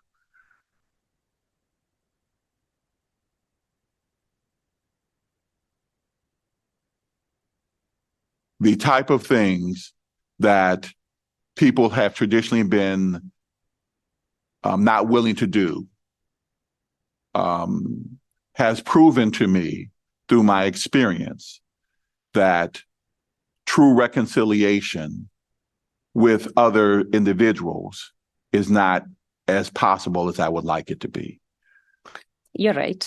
The TRCs we've gone through that part, it's still I'm thinking South Africa, I'm thinking my own country, Kenya. We talked about Peru. We talked about the task force in California, Canada. A lot of it is still left not a very good taste in people's mouths. So yeah, you're right on that. Yeah. So I believe that if we can get work that we believe in and our community believes in, and we can focus on the system, which I don't always expect to support us, that we can get to a better place. And then it gets to the first question you asked, which is TRC's permanent versus temporary. I do not believe the permanent structure is a TRC. I believe the permanent structure does the work of what needs to be done, in essence, for everyone to thrive. Out of the recommendations? Off the recommendations of the community, off of the things that need to be put in place, off the resources. It's unapologetic, it's doing the work, and the only thing that prevents the work from not being able to move forward is the city council. But at least the city council then has been very clear to us that this is what they're willing to do and this is what they're not. And I do not want to take away or ask that our commission take away the power from the city council. I think that there was that the commission was put in a bad situation because I don't think the city council really understood the type of work that was going to need to be done and the healing that individuals just had to do in trying to get the work done. So it's on them to be able to achieve this goal. We're willing to help them if they're willing to be helped. And if they do not believe that our work is worthy, or the way that we want to help is worthy, or they don't want to fund it, then I think we have to hear where they are. On funding, there is money put aside, and already some of it, it's already being used. $500,000 is $1 million put aside is very impressive, and $500,000 spent, I understand, is that. It's going to take a lot more than $1 million to be able to complete the project. And if they're serious about it, they're going to have to invest in that. That's why I said it's a journey. It's not a destination. So we're not trying to say, hey, give me $20 million today and we'll fix the problem today. What we are saying is that we're more than willing as a commission, permanent commission, to do the same thing that planning and zoning would do, right? There's always buildings going up. We'll do the exact same thing and we'll build the infrastructure that will allow people to be successful. But if you feel at any point in time that it is not worth our time or your money, then at least let us know.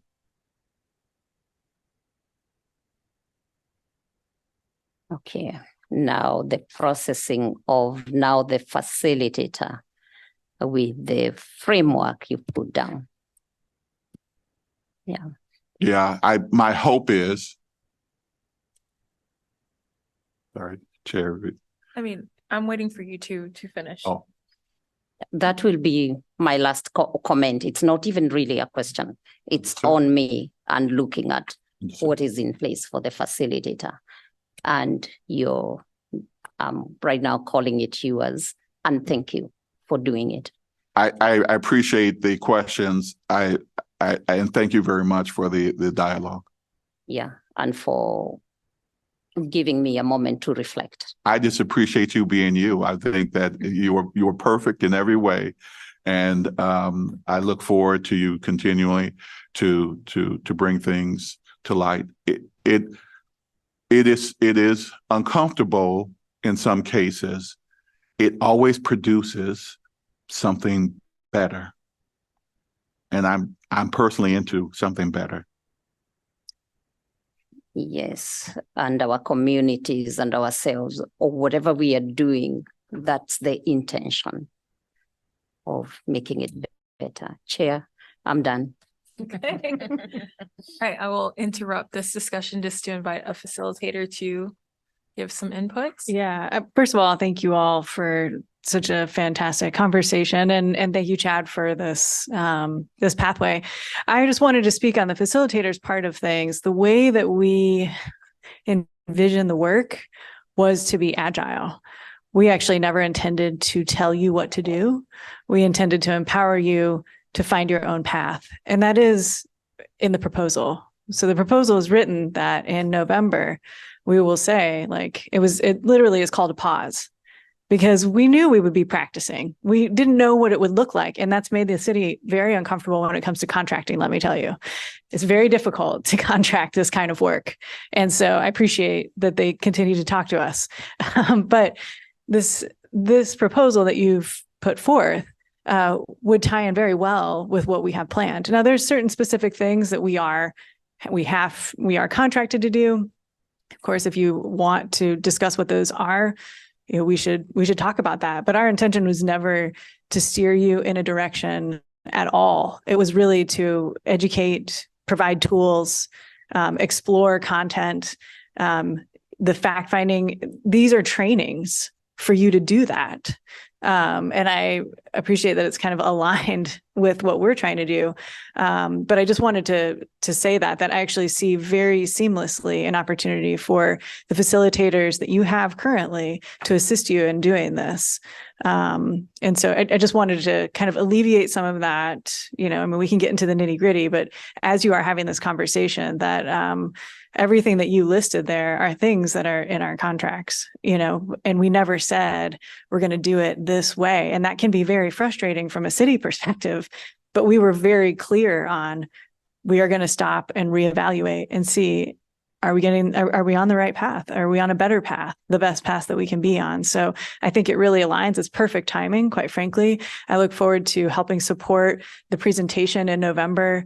That was always something that we envisioned working together on. So if we can assist in communicating the need for the permanent commission, when we've had conversations with city staff about their role in helping that along as well, like helping us navigate some of those political conversations. So I just wanted to put that out there, because I know there's a lot of back and forth about it. And I just wanted to say, as somebody who wrote the proposal, as somebody who's gone through the contracting, that we were very intentional in wanting it to be something that is agile and something that can move along with you.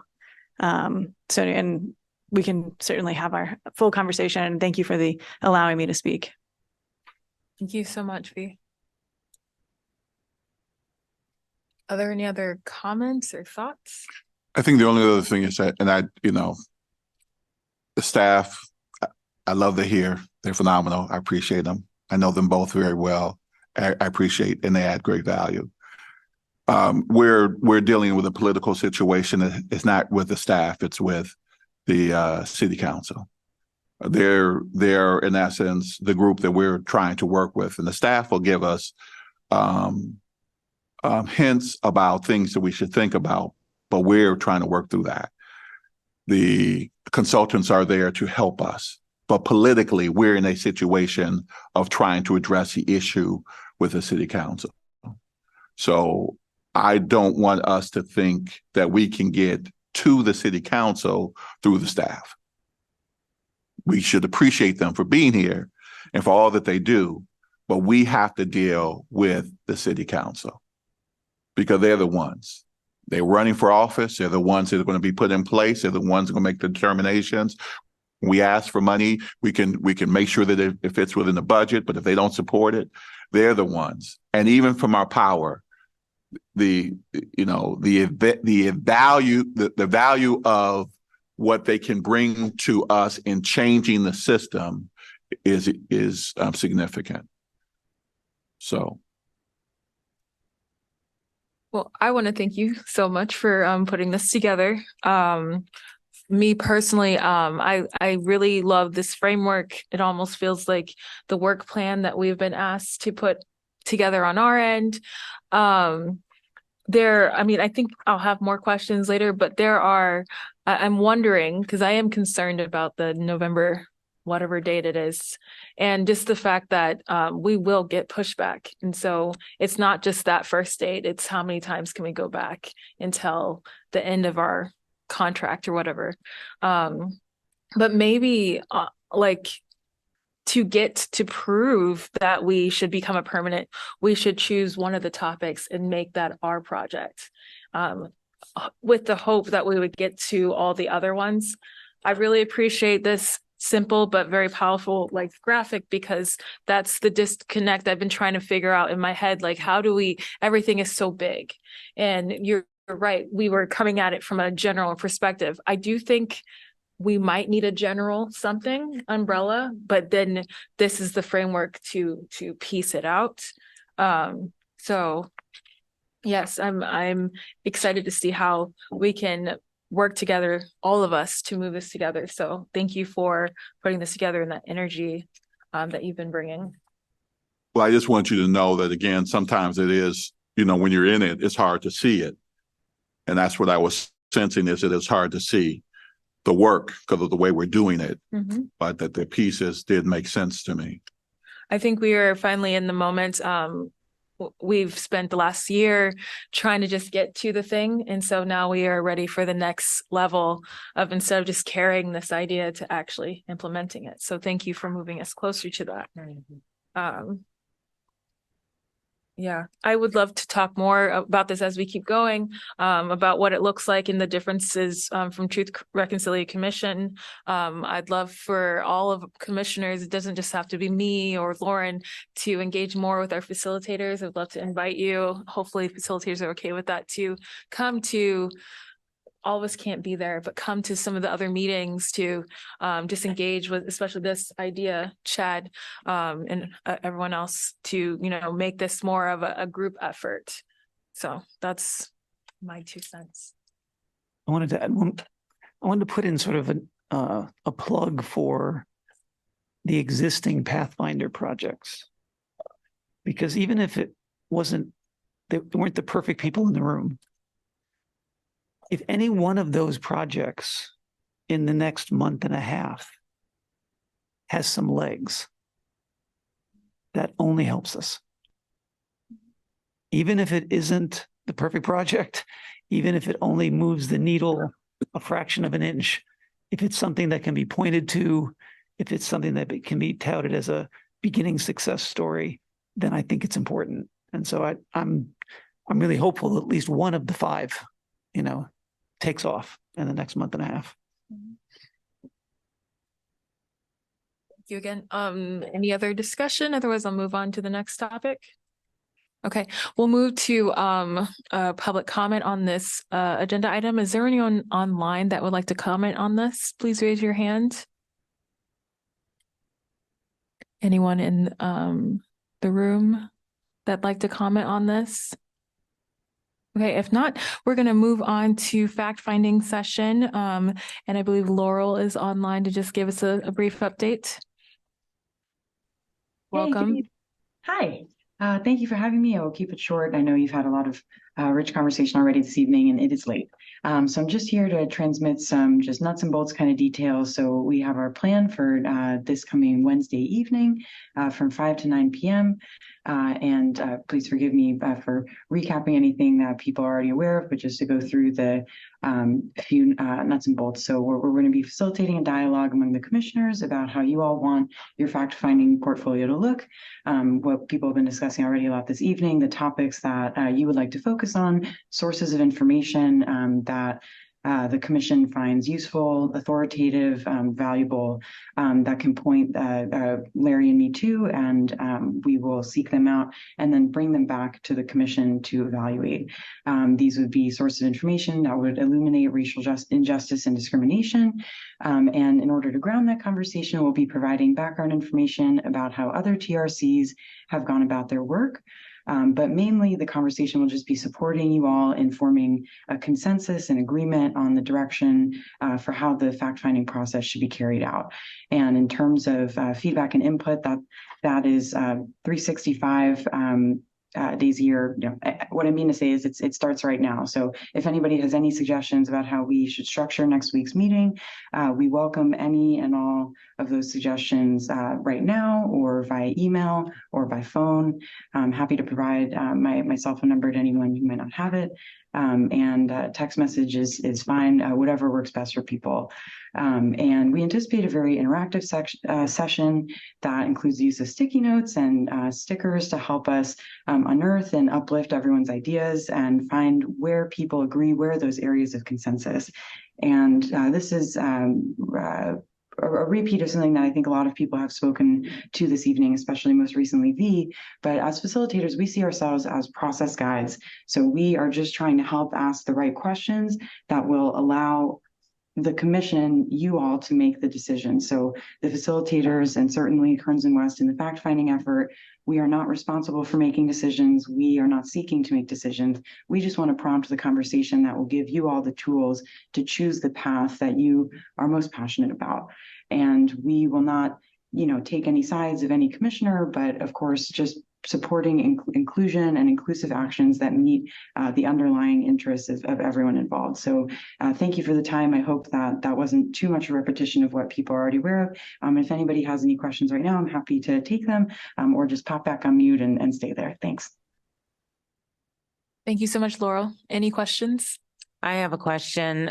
So I know that you and Larry have reached out to everyone asking kind of what direction or what focus we wanted for our fact finding. And I wondered if you saw maybe some common patterns emerge, or was it kind of all over the place, or will we go over that at the session? Thank you for the question, Commissioner. That's a great question. I can say right off the top that one of the most commonly mentioned topics overall was housing, housing affordability, availability, and processes that have gone on in the community, and how those unfolded, and who was involved in decision making. I think there were several other topics that people mentioned, but that's definitely, I think, the one that we heard the most. But I really appreciate the question, and Larry and I will definitely be preparing a roundup and a summary of all the input that we received from the commissioners as part of the grounding for that conversation. Thanks again for the question. Thank you. Any other questions? Okay, thank you so much, Laurel. Thanks so much. So I just had a question. Maybe it's for Stephanie. Is this meeting here next Wednesday? It's at the senior center. It's at the senior center. Is there a meal provided again? Yeah, there will be a meal provided. A meal provided. Okay. And are there any other questions about logistics from anyone? Okay. For me, it's just thanking you, Laura, for you and Dr. Schooler for the sessions we've had to prepare us for Wednesday. Thank you very much. Thank you. Yes. Okay, well, if there's no other questions, I'm going to move on to public comment. If there's anyone online that would like to discuss this portion or in the room. Okay, next, I'm going to move on to facilitator work plan phase 1. And I believe this is a time to talk about the Native partners. And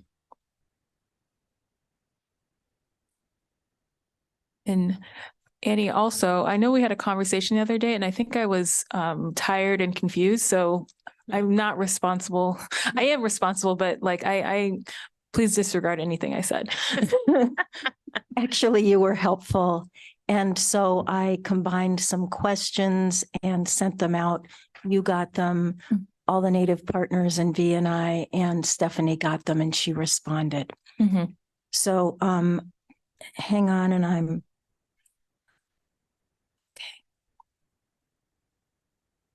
so what I have are not specific dates. I asked, but we don't have specific dates to give you. But what I have is sorry for this noise. What Manape said was that he could provide the training between October 9th and October 23rd. And so this is Actually, maybe let me back up and say, hi, what do you want to know? okay. So originally we were supposed to have a training next Thursday and next Saturday. Is that correct? That was on my calendar, and that it seems like is not going to happen.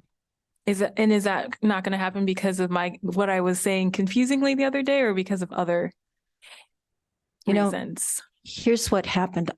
I heard from one of them that wouldn't work. Okay. So then I texted everyone what will work, what I got from Manape. And I have to say that was this afternoon, Okay. was October 9th Is that a through Thursday? 23rd. Is a window that he has availability. So I feel like what I have for you guys tonight is not adequate. Like what I was hoping is that I would say, they can be here these dates and these dates, which ones work for you, and we could move ahead. Mhm. Because with the bulk of you being here, that's what works best Mhm. logistically to like get clear together. And so can we, I'm sorry to interrupt. Yes, Can we please. back up and just to understand, because there's two different things, if I remember correctly, that might be happening, a training for us and the training for the community, or and I know that you're not them, so. Right. It's true. I'm not them. And what was said, there'll be 2 initial circles for folks to participate in and process the methodology, and 2 additional training sessions for folks. And this is to train the trainer, as what we had talked about before? Yes. Okay. Yeah. And so this means that we need to get the right people in the room again for this, Yes. which is probably good. We're not doing it next week. Yes. Okay. Yeah. And they now know what information is needed from them to get the word out, and the time frame within that. Stephanie answered a lot of questions, so they know that now. So, so what will happen tomorrow at our weekly noon meeting is T and Manape will still be there. We'll both be there. Mhm. And my sense is that there'll be more clarity on times available. And what I was hoping for was actual windows of amount of time for each of those. So I don't have that, and that is what I will get tomorrow. That's what I'm hoping to get out of tomorrow with them. I would So just, that you guys have, here are some dates, here are some windows, what works for your schedule. Which one do you want to plan for inviting folks? Mhm. Yeah, I mean, I'm just looking at the calendar and trying to respect what staff has communicated to us that it's coming up soon. We probably have to move closer to towards the 23rd than the 9th is what I'm thinking. And just understanding how involved all of us commissioners need to be in this portion. Is this something that all of us need to be trained in? Like that's a question I have. Is it something that if some of us have interest in this particular part? Yeah, do you want to talk? So I think we've had some conversation around this, but this type of work is very particular, right? It's not just fact finding, no disrespect. It's holding circle in this way. I think we have talked in the past about like, there's people that are literally called to do this work, right? So we'll get further clarity, but my understanding was that it was for people who wanted to do this work, train the trainers that included whoever from the commission wanted to do this work, plus practitioners we already know in the community like Laura Gray and, folks that are in the school district and others that, have this skill set and maybe know people that are looking to do this work or, and of course, as always with these types of trainings, it's open to the public, so we'll also put out some information there. So I don't want commissioners to feel like you have to be there because I don't think that that's this type of work is my understanding. We'll get further clarity on that, but I have a hard time imagining like making people be here if this is not where you want to be for that type of work is what I'm saying. Yeah. Okay. Because also if it doesn't have to be a quorum, it might make it a little bit easier. Also true. Good point. Yeah. And on the other hand, to know about circles as something that you could make possible and available to people in the community and how they work and how the experience of, some of you have already had experience in circles, but not all of you. So there's that aspect as well. I'll get clarification on that, but it may be that the initial session he was talking about is something that different commissioners will want to be part of so that do we want to be able to offer circles as one version of a safe place for people and a place where people feel connected. So I will have more information for you tomorrow. And I don't know if you're going to be there or if another representative of the commission will be at the noon Zoom meeting. I need to talk about that. Okay, I'll let you know. Cool. Okay, great. Anything else? I'm sorry that I don't have what I hope to have for you. Nope. I think I think you've answered everything. Does anyone have any questions? No. Okay. Thank you so much, Annie. You're welcome. So with that in mind, that sounds like we will not have a meeting next Thursday unless someone really wants to keep the meeting next week. I'm opposed to keeping it. It's been a long month. I think we all deserve a break. So I will move on to the next. Oh, there is someone. Go ahead, Lauren. I'm so sorry. I did not see your hand raised. Commissioner I will Merritt. be able to be on the thing tomorrow at noon. Great. Thank you. I was going to send you a text after this. Okay. So if there's no further discussion on this topic, I will move on to agenda item number 10, which is correspondence. I think we don't have anything for that. So we'll move on to commissioner announcements. First, we'll start with staff. Nothing. Okay. Thank you very much. Does anyone from commission have something they want to announce? Lauren's hand is up, or Go ahead. we already dealt with it. Lauren, do you still have your hand raised? Okay, never mind. All right, well, I'm going to do my final announcement of the biggest event that we're doing for the neighborhood centers this Saturday. It's going to be so much fun. 50th Fest, Taste of NCJC. It's our 50th anniversary celebration, but it's going to be a cultural celebration with lots of different foods, food trucks, multiple performances, henna, face painting, bouncy houses, cross your fingers for the weather. We'll have a historical gallery for our organization, Loteria, a cakewalk, and it's going to be at Mercer Park from 1 to 5 p.m. on Saturdays, September 23rd, free entry. I hope everyone can come. Awesome. If there's anyone else that has an announcement. All right, I motion to adjourn. Seconded. All right, let's go.